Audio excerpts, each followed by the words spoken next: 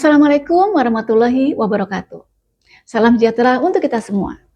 Perkenalkan, saya Dr. Elza Ramhajati, STMT, dosen tetap pada program studi Arsitektur, Fakultas Teknik dan Ilmu Komputer Universitas Indraprasta PGRI. Video ini saya buat dalam rangka unjuk kerja Tridharma Perguruan Tinggi, bidang pengajaran. Saya akan menjelaskan salah satu mata kuliah yang saya ampu, yaitu Metode Perancangan Arsitektur 2. Mata kuliah ini bertujuan mengajarkan mahasiswa tentang metode dan proses dalam merancang sebuah bangunan yang mencakup seluruh aspek yang mendukung berdasarkan dengan alur perancangan arsitektur dan pengembangan konsep dasar arsitektur. CPL mata kuliah ini meliputi CPL 3, CPL 4, dan CPL 7 dengan capaian pembelajaran mata kuliah meliputi CPMK 1, mampu mempelajari, meninjau, mengenal, menganalisis, mengaplikasikan, dan menunjukkan proses perancangan dalam arsitektur. CPMK 2, mampu mempelajari, memahami alur dan skema metode perancangan arsitektur. CPMK 3, mampu meninjau dan menganalisis permasalahan desain dalam perancangan arsitektur. CPMK 4, mampu mengidentifikasi pendekatan untuk dikaitkan dengan metode perancangan yang akan digunakan. CPMK 5, mampu memahami alur dan proses terbentuknya sebuah massa. Mata kuliah ini terdiri dari penyampaian RPS dan tata tertib kelas dan materi pengantar untuk pekan 1 dan 2. Pendekatan arsitektur dan aplikasinya untuk pekan 3 dan 4. Problem seeking untuk pekan 5 dan 6. Analisis studi preseden untuk pekan 7 dan 9. Metode perancangan yang digunakan oleh arsitek ternama sebelumnya untuk pekan 10 dan 11. Desain statement dan schematic design untuk pekan 12 dan 13. Gubahan massa dan material pada bangunan untuk pekan 14 dan 15. Perkuliahan terdiri dari 16 pertemuan yang terdiri dari tatap muka dan online yang dilaksanakan secara bergantian setiap minggunya dengan metode ceramah, diskusi aktif, studi kasus, pemberian kuis, serta tugas individu dan kelompok. Berikut ini adalah video proses pembelajaran pada mata kuliah Metode Perancangan Arsitektur 2 pada pertemuan kelima dengan judul materi Problem Seeking. Pada materi ini, mahasiswa diharapkan memahami tahap-tahap analisis dalam proses perancangan hingga merumuskan masalah perancangan. Selamat menyaksikan. Assalamualaikum warahmatullahi wabarakatuh. Waalaikumsalam warahmatullahi wabarakatuh. Apa kabar semuanya? Baik. Ya, oke. Semoga semua selalu diberi kesehatan ya. Amin. Baik, kita akan mengajukan materi pada hari ini tentang problem seeking. Sebenarnya problem seeking itu apa sih? Sebagai dengar. Kalau dari arti kata, seharusnya sudah tahu ya, sampai ke problem seeking.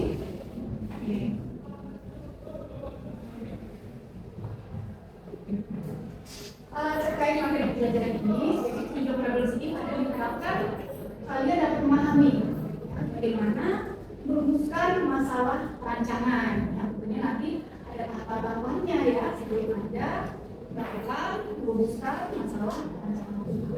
Nah, kita ini ada di pekan kelima ya sekarang. Nanti pekan ke-6 kita masih membahas tentang problem seeking ini tentunya. Dan sebelumnya kita sudah belajar tentang pendekatan arsitektur. Ada masih ingat pendekatan arsitektur?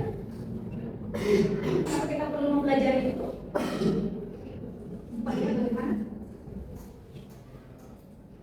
Supaya dapat membantu kita untuk memecahkan masalah perancangan ya. Satu nanti kita bagaimana menemukan masalahnya. Masalah apa ya kita temukan ya setelah kita melakukan analisis. Nah, makanya kita setelah itu kita perlu membahas tentang problem seeking. Oke, di 5 dan 6 ini.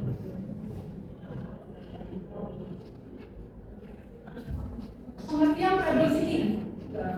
Ada bisa lihat di sini bahwa problem seeking itu adalah proses menemukan masalah, penelusuran masalah, kemudian juga mengidentifikasi masalah-masalah yang ada. Dari mana masalah itu kita dapatkan ya? Kita cari-cari atau bagaimana? Nah, jadi kenapa kita perlu gitu memahami masalah itu ya, masalah yang ada. Dari mana? Dari kebutuhan klien ya, jadi nanti akan bermanfaat bagi kebutuhan klien. Jadi kan klien itu membutuhkan hal-hal yang mereka inginkan pada bangunan nanti yang akan dibangun. Dan klien tentunya siapa? Dia pengguna pastinya ya, karena klien itu belum tentu pengguna, ya. Tapi klien sudah jadi pengguna, seperti rumah singgah ya. Klien kita adalah nanti orang yang akan menempati bangunan rumah kita yang akan kita rancang seperti itu ya. Jadi di sini menemukan masalah harus sesuai dengan tujuannya, oke? Dan fakta-fakta yang ada di lapangan dan juga regulasi mungkin ada regulasi dan juga fakta-fakta lain nanti yang perlu kita temukan. Ya. Kemudian juga tunjukkan apa lagi untuk manfaatnya. Ada yang membaca mungkin ya? Pegangan ya. Yang kedua apa? Ya, mempertimbangkan yang dibutuhkan oleh klien itu ya, seperti yang saya jelaskan. Kemudian yang ketiga, masalah rancangan.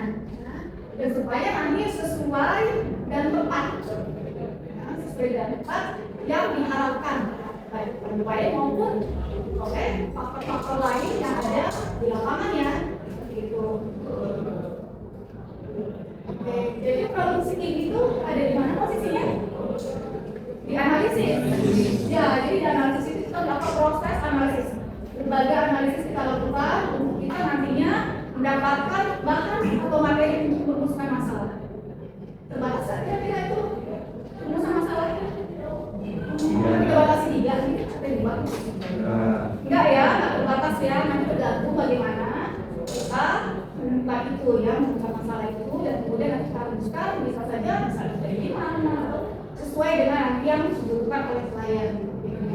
Dan setelah kita problem seeking, nantinya kita perlu melakukan proses sintesis ya, problem solving ya. Ketika kita sudah menemukan masalahnya, kita harus memecahkan masalahnya ya. Dan saatnya nanti kita perlu ada proses desain untuk pengembangan desain dan nanti akan kita mendesain dengan maksimal ya. Kita sudah menemukan berbagai masalah yang dialami atau diminta ya oleh klien untuk memecahkan. Nah ini ada tujuan problem seeking ya. Jadi problem seeking itu kita dapatkan memang dari berbagai informasi dan fakta-fakta, tujuan, kebutuhan dari klien. Kemudian juga ada data dan juga yang lainnya teori juga ya. Gitu. Ya, jadi ada pertimbangan-pertimbangan berbagai hal, termasuk pertimbangan media, teknologi, ekonomi, setika, dan lain sebagainya ya. Ini adalah proses teorinya pena. Jadi ada berapa? 5. Nah, pertama adalah box ya, kita perlu menentukan tujuan dulu. Oke, menentukan tujuan. Kemudian yang kedua, fakta-fakta. Oke, kembali fakta-fakta. Kemudian yang ketiga, proses. Nah, yang keempat adalah rujukan. Kemudian yang kelima, problem. Nah, bisa saya kasih contoh? Kasih ke saya contoh tentang tujuan, pertama tujuan. Contohnya apa tujuan? Ada yang bisa jawab? Contohnya, tujuan dari perancangan. Tujuan membuat museum Seniman Betawi. Ya, betul. Ya, jadi adalah membuat museum yang seperti apa? Museum untuk boleh, museum untuk anak-anak misalnya, atau museum untuk umum. Ya, museum untuk umum. Nah, kemudian kita mengumpulkan atau menggali fakta dari mana? Dari mana ya? Contohnya nanti saya bilang ada berapa hal di dalam analisa yang perlu Anda lakukan? Ada 3 hal ya. Pertama kita harus menggali apa? Data. Data itu harus kita dapatkan. Ya. Data itu contohnya apa? Iklim. Apalagi contohnya? Nah, kemudian Ada yang kayak regulasi. ya, tuh regulasi apa lagi? Vegetasi, view ya. Ada secara makro, ada secara mikro. Kenapa perlu secara makro? Contohnya apa sih makro itu? Seperti apa?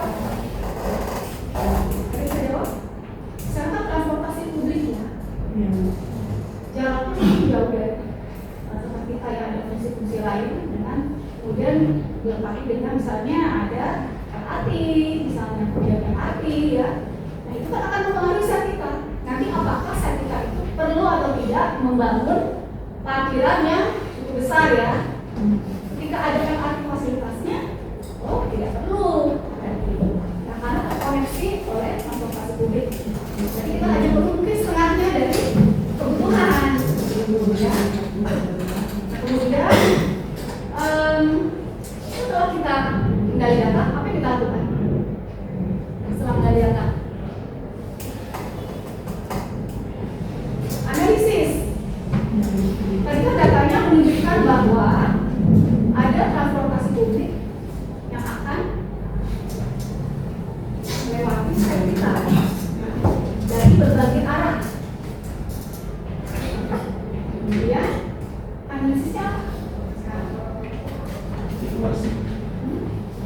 Analisis itu hal-hal apa yang akan mempengaruhi site kita, ya, apakah itu positif, apakah itu negatif. Kalau ada transportasi publik berarti negatif atau positif? Positif, ya, berarti nanti akan ada respon. Jadi yang ketiga adalah respon. Yang pertama data, yang kedua kita melakukan analisis untuk mengetahui apakah itu berpotensi baik atau enggak, justru akan menjadi ancamannya atau menjadi kekurangan. Nah, yang ketiga adalah kita perlu merespon sehingga kalau dilewati tadi kan katanya bermanfaat. Nah, apa yang kita lakukan secara arsitektural? Respon apa yang kita lakukan secara arsitektural supaya bermanfaat untuk saya kita? Tapi tadi itu bagus transportasi publiknya. Apa desainnya? Dibuat akses yang terintegrasi dengan dibuat akses yang terintegrasi dengan Ya, dibuat akses. Seperti apa contohnya? DPO ya, kita bikin DPO atau kita buat zebra cross ya, mungkin di seberangnya ada halte ya, bisa seperti itu atau hal-hal lain. Atau kita bisa bikin ruang bawah tanah, bisa juga kalau mau ekstrim ya, jadi sekalian kita bikin ruang bawah tanah untuk bisa nanti akses ke dalam bangunan kita. Atau kita bikin bangunan justru samar ya, sepertinya bangunan itu menyatu. Seakan-akan orang yang menuju ke LRT itu tidak merasakan bahwa dia berjalan menyeberang, padahal dia ada di dalam. Itu kan bisa jadi solusi ya.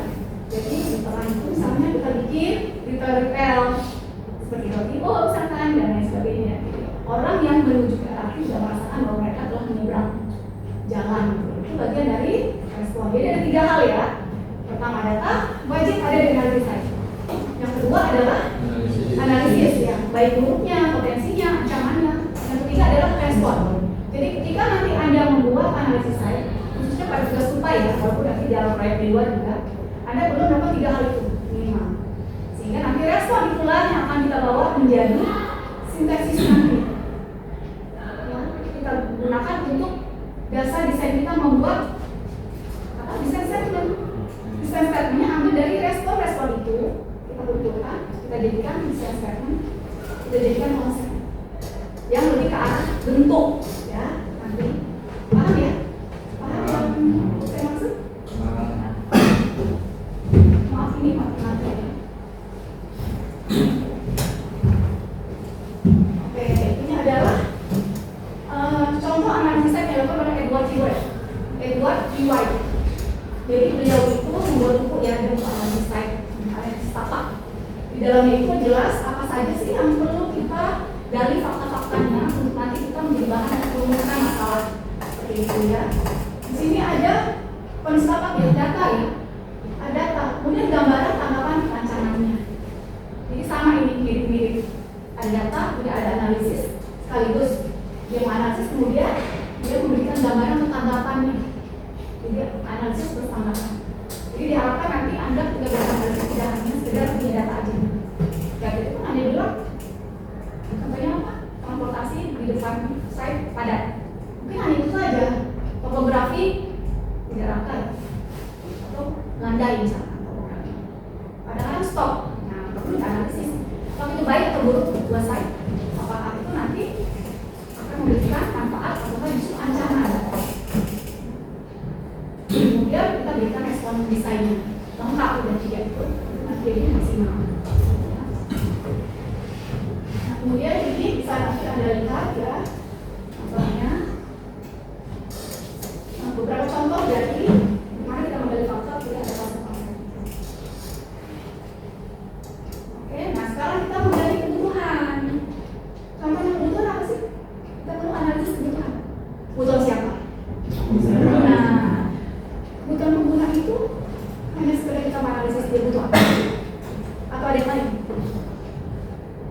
Ada yang lain nggak?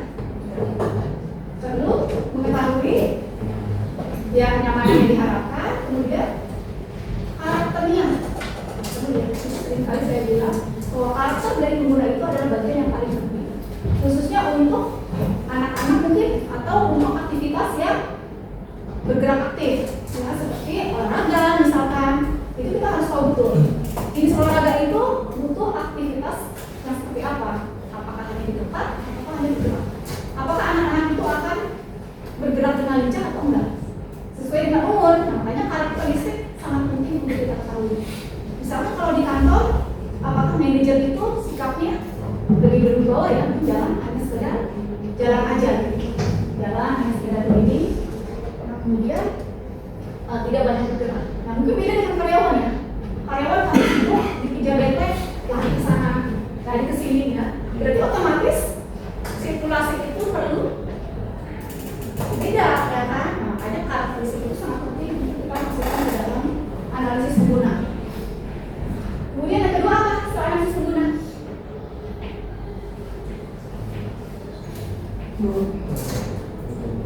kita harus pengguna ya. Kemudian apa lagi yang perlu? Kita kebutuhan ruang, betul ya. Dalam analisis kebutuhan, kita perlu tahu kebutuhan ruang apa saja setelah kita ketahui siapa-siapa saja penggunanya. Penggunanya ada pengguna tetap, ada pengguna tidak tetap. Pengguna dalam seperti misalkan orang yang sekolah ya. Nah, mungkin kalau museum tidak tetap ya, tapi ada yang tetap juga siapanya? Di museum. Karyawannya tetap ya. Oke. Nah, kemudian dari kebutuhan ruang itu tentunya perhitungannya sifat ruang itu juga kadang dilupakan. Kita mau sifat ruangnya seperti apa? Oh, inginnya ruangannya cozy, atau enggak inginnya ruangannya apa? Redup ya, teman-teman. Mungkin ada seperti itu kalau kafe. Ya. Nah, kemudian ada lagi yang sering tidak dilakukan oleh Anda ya, khususnya dalam proses perancangan. Yang terjadi adalah ruangannya tidak cukup karena furniturnya melebihi kapasitas, karena ruangannya tidak ukur dulu kebutuhan lainnya seperti apa butuhnya. Anda hitungnya ukurannya untuk tempat tidur yang sedang ya 160 lebarnya, ternyata butuh yang king masuk gitu. Berarti kan kita utamanya ruangan tidur itu lebih besar dibandingkan dengan ruangan lainnya ya. Itu oleh karena itu ini yang sering sekali dilupakan ketika membuat rancangan. Contohnya apa? Ini ya, besaran ruang. Besaran ruangnya pengunjung kadang-kadang tidak dipikirkan, atau orang ya, standar dari manusia hanya memikirkan apa? Memikirkan furniturnya, tapi sebaliknya juga hanya memikirkan orangnya. Furniture tidak dihitung. Jadi sebaiknya dalam membuat besaran ruang, ya, setelah kita menentukan kebutuhan ruang, kita menentukan besaran ruangnya, Anda harus memperhatikan, harus menghitung. Pertama adalah penggunanya, berapa standar penggunanya. Kalau anak-anak berapa, kalau orang dewasa berapa. Kemudian karakteristik mereka juga. Misalkan ternyata mereka butuh pergerakan yang lebih luas ya, tangannya sampai begini gitu. Nah berarti itu beda lagi 1,5 misalnya. Mereka butuh lebih dari itu. Ada di Indonesia nanti Anda bisa mengusul ya, atau juga bisa. Jadi orangnya pertama harus masuk. Berapa orangnya? Harus masuk di dalam misalnya kamar tidur ya.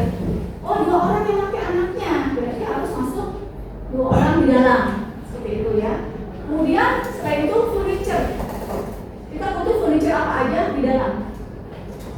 Di dalam ruang masing-masing. Kita hitung jumlah furniture berapa, kita kalikan. Kita kasih sumbernya, kemudian kita hitung dengan sirkulasinya berapa ruangnya, baru ketemu jumlahnya. Ini paham tidak ya? Paham ya? Tapi ini sering tidak dilakukan, sering tidak lengkap. Anda hanya tulis berdasarkan informasi dari website, tapi Anda tidak mengetahui usulnya. Banyak kan begitu ya? Untuk ukurannya menjadi untuk ruang tidur ukurannya 9 meter persegi, tapi nggak mikirin berapa dimensinya ya. Jadi setelah Anda mengetahui tadi apa? Goals. Apa itu? Fakta. Konsep. Konsep. Needs. Needs. Kita perlu merumuskan masalah. Contoh merumuskan masalah ada yang bisa satu orang saja. Misalnya tentang museum. Ada kasusnya museum ya? Lupa. Ada yang bisa memberi contoh?